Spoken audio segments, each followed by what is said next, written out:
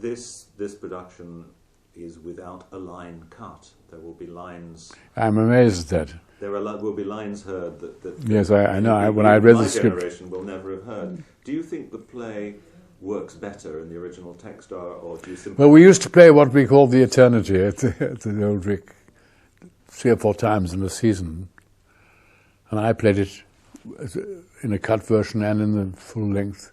And of course, it was less tiring on the full length, and the king had far better a part.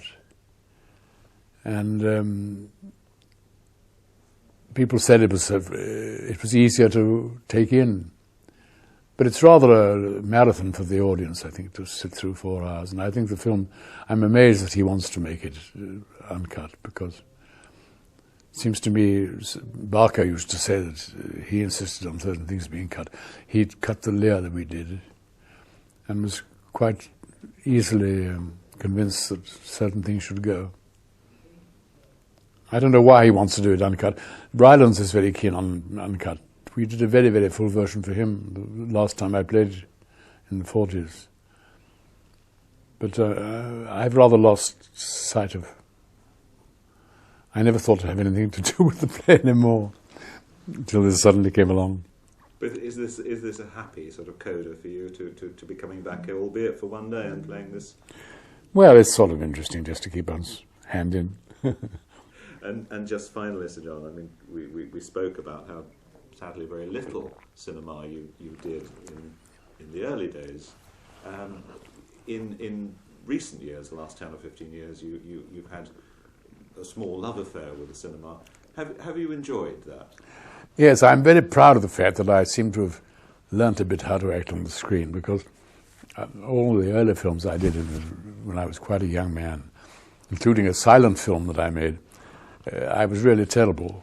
And I knew this at once. And I'm always staggered that people weren't going to see the rushes, because I learned so much from seeing the rushes, apart from seeing one's back, which one can never see in real life, except at the tailors. And I found that I learned a tremendous lot about underacting, and 1 or 2 people like James Mason, who was a great friend of mine, who taught me an awful lot about not making faces and not over-emphasizing things. And from him I learned a lot. From Richardson I learned a good deal, when we were together particularly. And I used to see every film that came on. I don't see very many now except on television.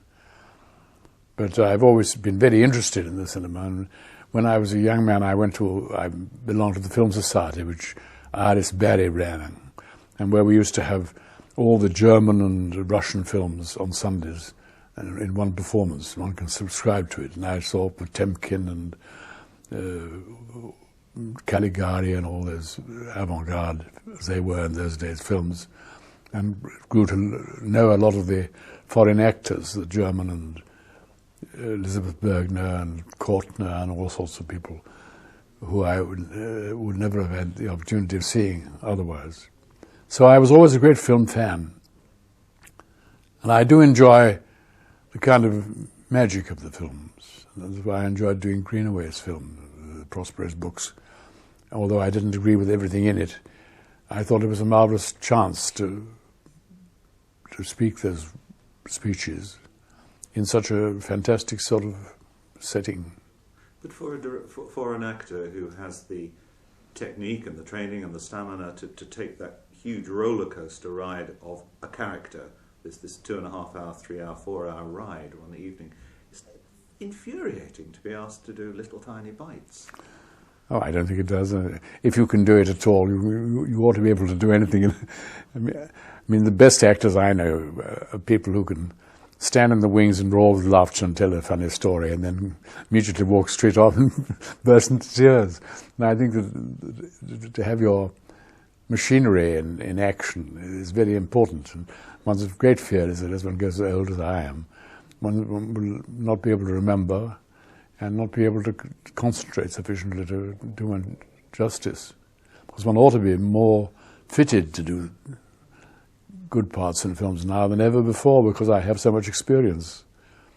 But and I find it isn't that I'm nervous like I used to be in the theatre. but I feel the responsibility, and people expect something of you, and you must try and give it them without showing off, which is difficult to combine. Well, I'm sure you won't be showing off today.